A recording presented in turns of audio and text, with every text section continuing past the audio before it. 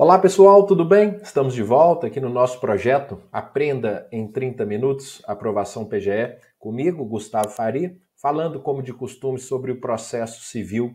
Então, estamos aqui de volta, contando com sua audiência, contando com seu apoio, aí curtindo esse nosso vídeo, compartilhando, deixando seu comentário sobre o que achou aqui dessa nossa participação do dia de hoje. Como você já sabe, o tema que eu preparei para a gente a partir deste vídeo, eu digo a partir porque serão 2 vídeos tratando do assunto, é o tema das tutelas provisórias. Não é isso? Então, projeto aqui para vocês, como de costume, aqueles nossos slides que ajudam aqui a deixar a nossa participação mais dinâmica, para a gente destacar então que se trata da parte 1 desse tão importante tema, aqui constante dos artigos 294 a 311 do CPC. As tutelas provisórias, pessoal, que compõem ali uma técnica decisória no processo civil, uma técnica decisória que permite uma melhor distribuição do ônus do tempo no processo. Se uma das partes ela tem probabilidade do seu direito e perigo da demora, nos casos de tutela de urgência, ou se ela tem uma probabilidade qualificada do seu direito, para os casos de tutela da evidência, o ônus do tempo daquele processo passa a ser da parte contrária, mediante ali a concessão de uma tutela de natureza provisória. Ok? Como que nós vamos dividir aqui o nosso estudo? Nós vamos dividir de acordo com a divisão do próprio CPC acerca do tema. Criei aqui um sumário para a gente tratar aqui nesse nosso bloco, seguindo o bloco posterior, em que dividiremos em letras A, B e C, sendo A, disposições gerais sobre tutelas provisórias, B, aí entraremos mais especificamente nas tutelas de urgência, com suas subdivisões, e por fim, uma conversa sobre a tutela da evidência, ok? Então vamos lá, vamos começando aqui então, conforme programado, tratando das disposições gerais sobre tutelas provisórias. Um primeiro ponto, claro, é a gente mapear aqui essa classificação, essas espécies de tutelas provisórias, a tutela provisória que é gênero, de que são espécies a tutela de urgência e a tutela da evidência ou de evidência, sendo que a tutela de urgência, por sua vez, pode ser tanto antecipada como cautelar. E a antecipada e a cautelar, por sua vez, podem ser de natureza antecedente ou incidente. Então, o próprio artigo 294 do CPC, ele nos traz essas espécies, essa classificação aqui das tutelas de natureza provisória. Um próximo ponto sobre essas disposições gerais, pessoal, diz respeito ao que nos traz o artigo 295. Primeiro, ele traz algo bem aparente e bem simples, que é lembrar que a tutela provisória requerida em caráter incidental independe do pagamento de custas. Logo, só se exige pagamento de custas para as tutelas provisórias antecedentes. Mas tem algo nesse artigo que me parece mais importante, porque ele esconde, vamos dizer assim, uma discussão mais relevante do que a questão propriamente das custas. Porque quando o Código traz que a tutela provisória requerida em caráter antecedente ou incidente independe de custas, ele está trazendo uma discussão aqui sobre a possibilidade ou não de o juiz conceder a tutela provisória sem requerimento. Para muitos, como o 295 diz que a tutela provisória requerida em caráter incidental independe de custas, não se admitiria no nosso sistema, portanto, uma tutela provisória concedida de ofício. Então, esse é um entendimento que tem muita força na doutrina da impossibilidade de concessão de tutela provisória de ofício. Veja, quem defende isso, por exemplo, professor Fred Didier, segundo o qual o artigo 295 dispõe claramente: a tutela provisória será requerida. É vedado, portanto, a tutela provisória de ofício. Isso é uma exigência da própria regra da congruência, segundo a qual o juízo ele tem que estar adstrito àquilo que for pedido. Todavia, pessoal, vale destacar, o próprio Superior Tribunal de Justiça, ainda na vigência do CPC anterior e baseado em outra corrente doutrinária, ele já admitiu, em situações excepcionais, sim, a concessão de tutela antecipada de ofício. Veja, por exemplo, esse julgado, onde ele destaca que a doutrina admite, em hipóteses extremas, a concessão da tutela antecipada de ofício. Quando? Nas situações excepcionais em que o juiz verifique a necessidade de antecipação diante um risco iminente de perecimento do direito, cuja tutela é pleiteada e do qual existam provas suficientes de verossimilhança.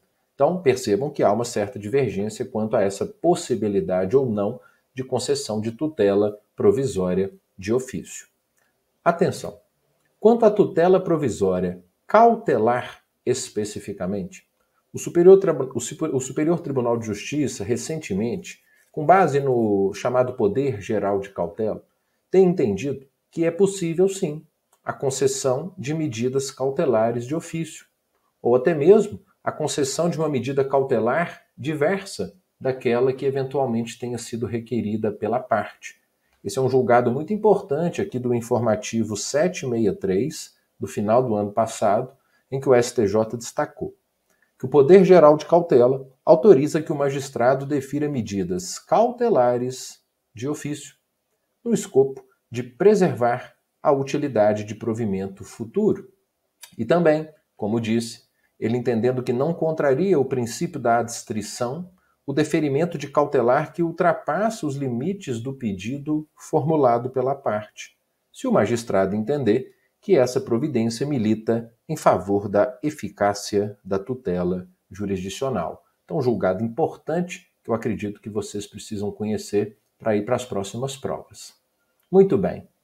Um próximo ponto vem aqui com o estudo do artigo 296. Eu vou dividi-lo em duas partes. Perceba comigo. A primeira parte está aqui. É uma combinação da primeira parte do caput com o parágrafo 1. Por quê? Porque o CPC lembra que a tutela provisória ela conserva sua eficácia enquanto o processo estiver pendente, inclusive no período de suspensão do processo. Então veja essa combinação. Embora a tutela seja provisória, ela não perde sua eficácia no curso, na pendência do processo. E ela mantém essa eficácia até mesmo durante eventuais períodos em que o processo esteja suspenso.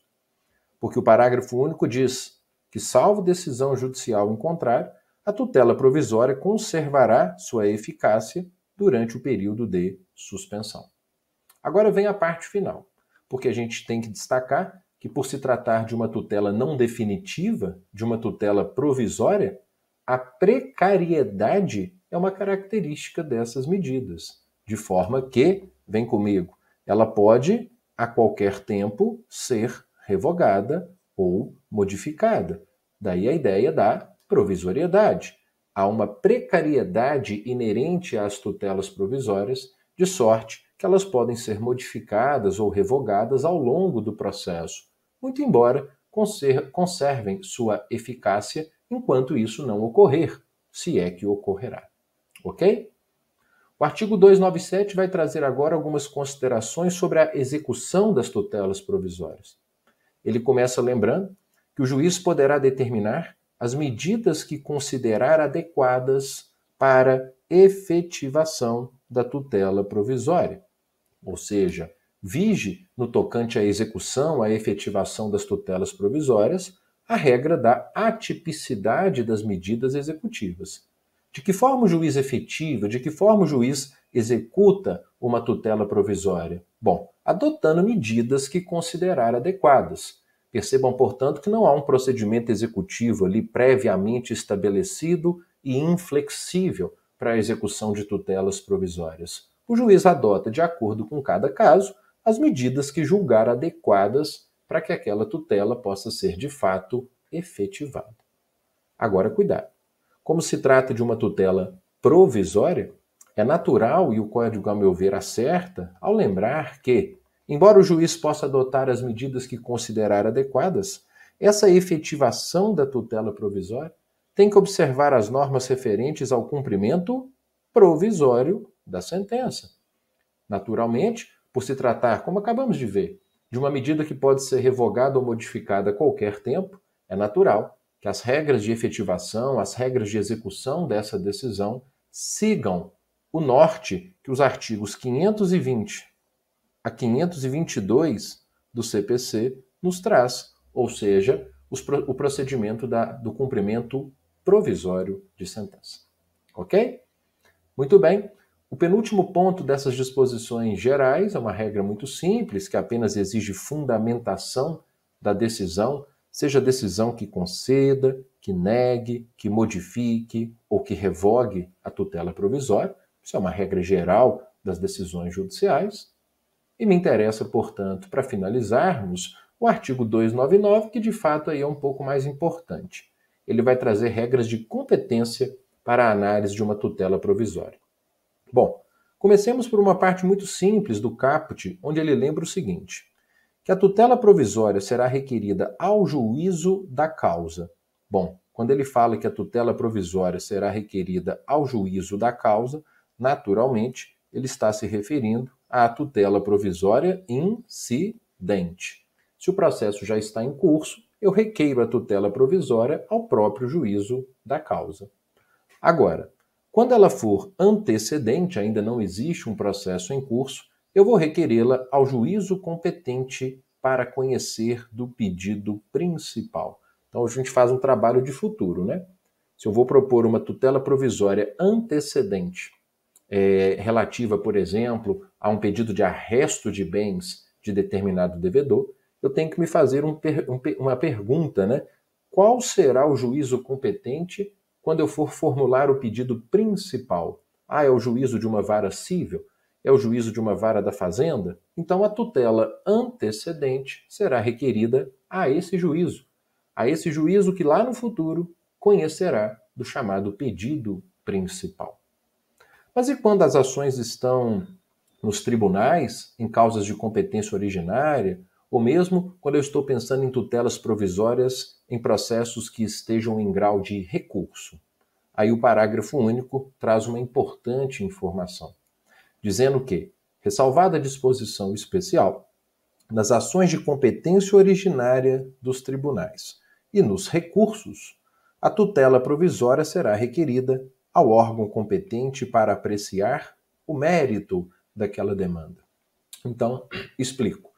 Para uma ação de competência originária, acredito que seja muito simples compreender.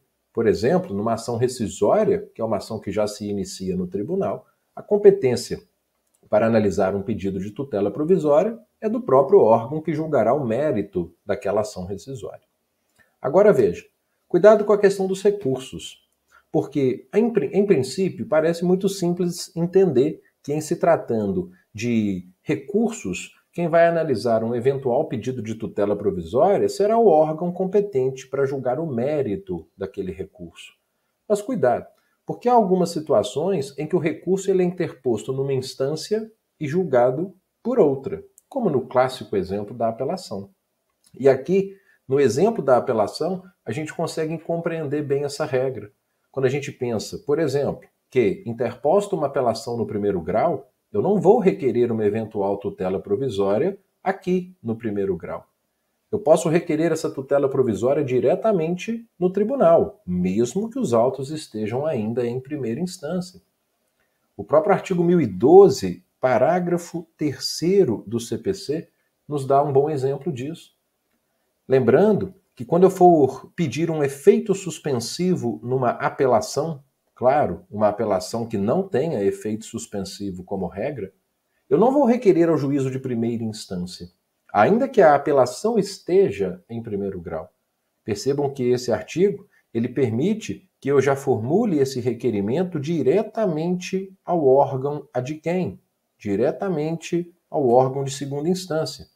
Ao tribunal, se os autos ainda não chegaram ao tribunal, então aí eu distribuo um pedido que cairá com um órgão competente qualquer, ou se porventura o processo já chegou ao tribunal, aí eu já vou requerer diretamente ao relator essa providência.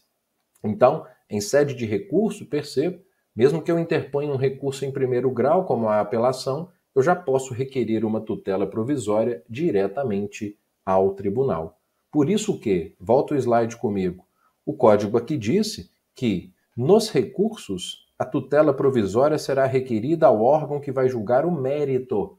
Por isso que, embora os autos estejam em primeira instância na apelação, eu já posso imediatamente requerer uma tutela provisória ao órgão adquém, ao tribunal, que afinal é quem vai julgar o mérito desse recurso.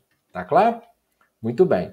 Com isso, a gente fecha aqui então as nossas disposições gerais sobre as tutelas provisórias. Vou colocar um check aqui para a gente já passar para as tutelas provisórias de urgência, né? Então a gente afunila um pouco agora, mais especificamente as disposições gerais sobre as tutelas de urgência, o que vai valer aqui tanto para a tutela de urgência antecipada quanto para a tutela de urgência cautelar. A gente começa pelo artigo 300, que traz aqui os requisitos gerais para as tutelas de urgência antecipada ou cautelar. Alguns gostam aí do fumus boniuris e do periculum in mora, não é isso? Mas o artigo 300, ele fala em probabilidade do direito, seria ali a fumaça do bom direito para alguns, e o perigo de dano ou o risco ao resultado útil do processo, o periculum in mora. Vejam que o código aqui ele unifica, né, os requisitos para as tutelas antecipatórias e cautelares. Agora, cuidado, porque existe um plus aqui a título de requisitos quando a gente está pensando em tutela antecipada. Porque além desses dois requisitos, quando eu penso em tutela antecipada, o parágrafo 3º traz um terceiro requisito, qual seja, a tutela de urgência de natureza antecipada não será concedida se houver perigo de irreversibilidade dos efeitos da decisão. Então, qual é o requisito aqui que esse parágrafo traz? Que para a concessão de uma tutela antecipada, os efeitos daquela decisão sejam reversíveis. Então, a reversibilidade dos efeitos é um requisito. Ou, dito de outra forma, não será deferida a tutela antecipada se os efeitos forem irreversíveis. Como é o caso, por exemplo, nos ajuda aqui o professor Marinoni, da antecipação determinando a demolição de um prédio histórico ou de interesse arquitetônico. Por quê? Porque derrubado o prédio, sua eventual reconstrução não substituirá o edifício original. Mas, como muitos devem saber, essa é uma regra relativa, né? Por quê? Pois às vezes há uma irreversibilidade no caso de concessão da tutela antecipada, mas também há uma irreversibilidade caso ela não seja concedida, porque a não concessão também pode gerar uma lesão irreversível. E aí, diante desse caso, a gente visualiza um cenário que muitos chamam de irreversibilidade recíproca, né? Porque se concede é irreversível, mas se não concede, também é irreversível. E nesses casos, tem-se entendido que diante ali de uma ponderação de valores, poderá o juiz, mesmo se ela for irreversível, concedê-la, se ele entender que a não concessão pode trazer à parte um mal ainda maior. Foi o que aconteceu, por exemplo, aqui nesse RESP, em que o STJ disse assim: é possível a antecipação de tutela, ainda com perigo de irreversibilidade. Quando? Quando o mal irreversível for maior, como nesse exemplo. No caso de não pagamento de uma pensão mensal destinada a custear tratamento médico de vítima de infecção hospitalar. Por quê? Porque a falta de imediato atendimento causará danos irreparáveis maiores do que o dano patrimonial que decorrerá da eventual concessão dessa medida. Então vejam, nos termos do CPC é correto afirmar: não se admite tutela antecipada de efeitos irreversíveis. Mas a jurisprudência do STJ, como a gente tem visto, relativiza essa regra, admitindo em situações excepcionais que a tutela antecipada de efeitos irreversíveis seja concedida. Não só a jurisprudência do STJ, há muita doutrina nesse sentido, como a gente percebe aqui nesse enunciado do Fórum Permanente dos Processualistas Civis, segundo o qual não é absoluta essa regra. Não é absoluta a regra que proíbe tutela provisória com efeitos irreversíveis. Enunciado 419. Caminhando aqui nas disposições gerais sobre as tutelas provisórias, lembremos também, pessoal, que o parágrafo 1º do artigo 300 permite que o juiz exija caução da parte para a concessão de uma tutela provisória. Muitas vezes o juiz, não tão convencido assim do preenchimento dos requisitos para a tutela de urgência, ele então exige do autor que preste uma caução que será ali suficiente para ressarcir os danos que a outra parte possa vir a sofrer com a efetivação daquela medida. Mas lembrando que, até para fins de garantia do acesso à justiça, do acesso a uma ordem jurídica justa, o juiz pode dispensar essa caução se ele entender que a parte é economicamente hipossuficiente. Muito bem. Um próximo ponto diz respeito ao momento em que a tutela de urgência pode ser concedida. O artigo 300, parágrafo 2º, prevê que ela pode ser concedida liminarmente ou após justificação prévia. Bom, a tutela de urgência em caráter liminar é aquela sem a oitiva da parte contrária. Agora, se o juiz não está totalmente convencido do preenchimento dos pressupostos, em vez de conceder liminarmente, nada impede, segundo esse dispositivo, que ele designe uma audiência de justificação prévia.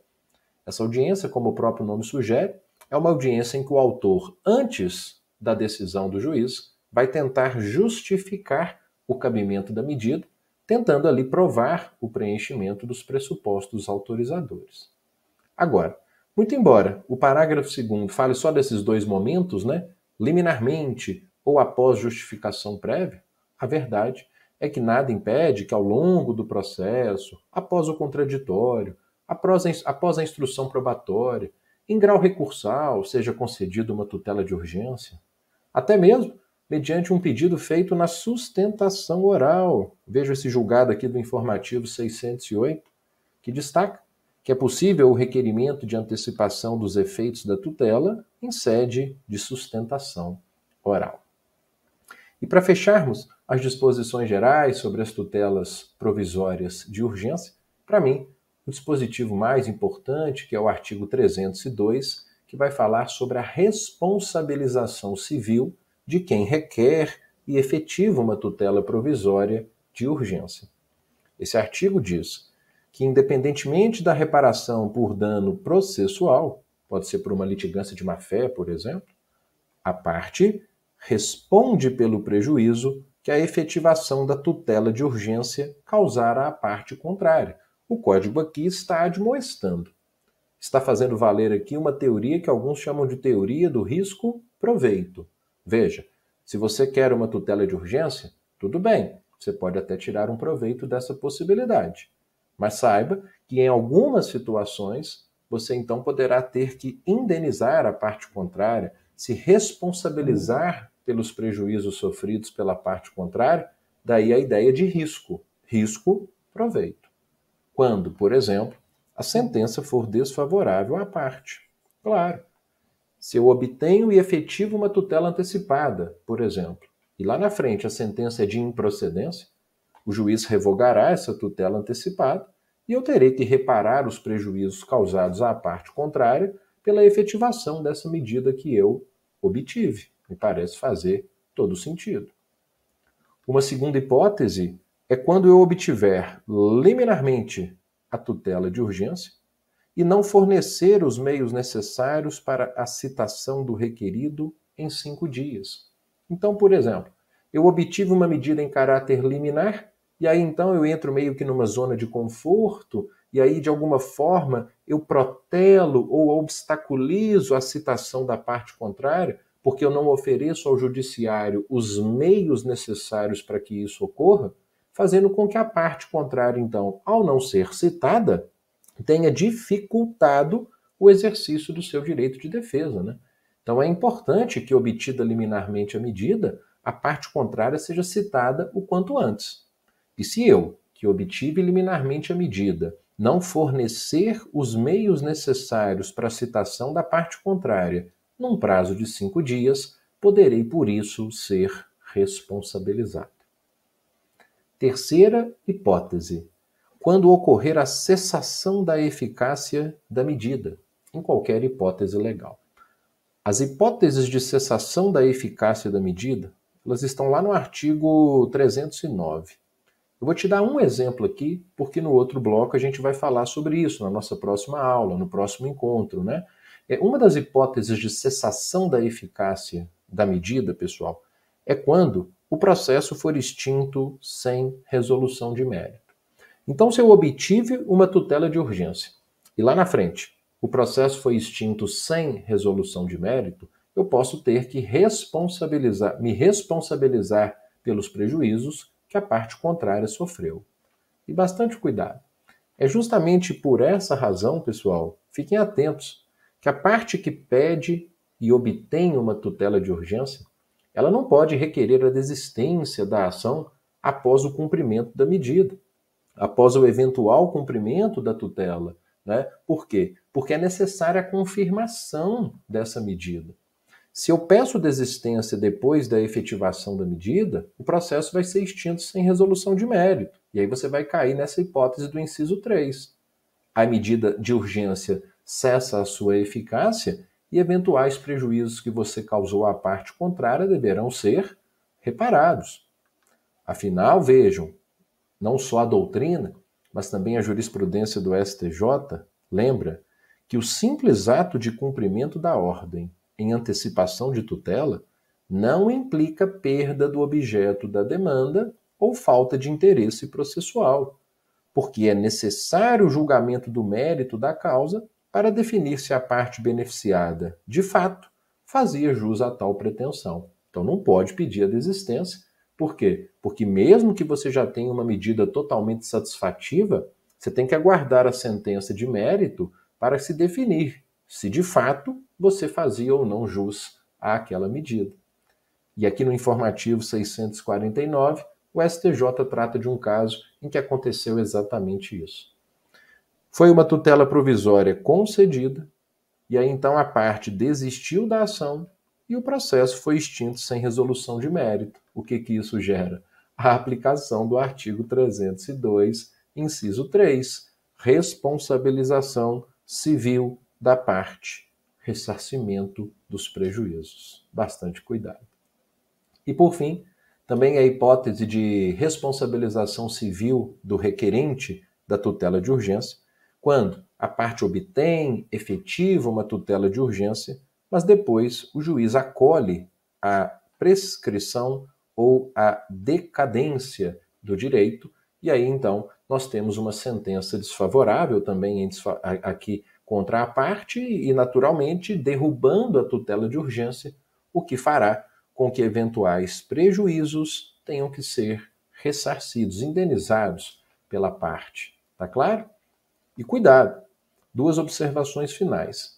Quando a gente fala sobre essa responsabilização civil de quem pleiteia uma medida de urgência e lá na frente, né, tem uma sentença desfavorável, tem a alegação de prescrição ou decadência acolhida, essa responsabilidade, duas informações importantes. Primeira, ela deverá ser liquidada nos próprios autos. Veja, o STJ, num julgado de informativo, lembrando que o ressarcimento dos prejuízos advindos com o deferimento de uma tutela provisória, que posteriormente for revogada, aqui no caso por uma sentença de extinção do processo, deverá ser liquidada nos próprios autos. O CPC diz, sempre que possível, essa apuração será feita nos próprios autos.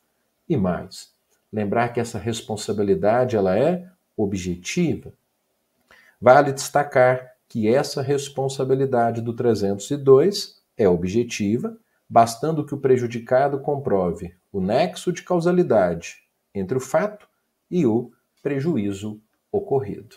Tá claro? Então, bastante cuidado. Essa responsabilidade que deverá, sempre que possível, ser apurada nos próprios autos, devendo ainda destacar que se trata de responsabilidade objetiva. Pouco importa a eventual ocorrência de culpa ou dolo por parte de quem requereu e efetivou essa medida. Muito bem, eu fecho aqui essa nossa primeira parte, né, da aula sobre tutelas provisórias. Aqui eu ainda tenho aqui algumas coisas para tratar com vocês Deixei até uma questão aqui de uma prova de procuradoria de exame anterior para vocês fazerem, não terão nenhuma dificuldade para tanto, mas para deixar um convite. Se a gente entra ou não na nossa próxima aula, no nosso próximo encontro, na continuidade do tema, falando aqui agora, né, num segundo momento, numa segunda oportunidade, sobre tutela antecipada especificamente, tutela cautelar e tutela da evidência. Então, é a minha pretensão. Né? Deixa aí o seu comentário ao final do nosso vídeo, se você também deseja que a gente prossiga com o estudo desse tema, para eu fechar aqui toda essa sumarização que eu criei para esse nosso encontro, e a gente, se for o caso, se encontra na próxima aula, no próximo bloco, no próximo vídeo, para continuar e encerrar essas discussões. Tá ok? Forte abraço a todas e a todos, bons estudos, tchau.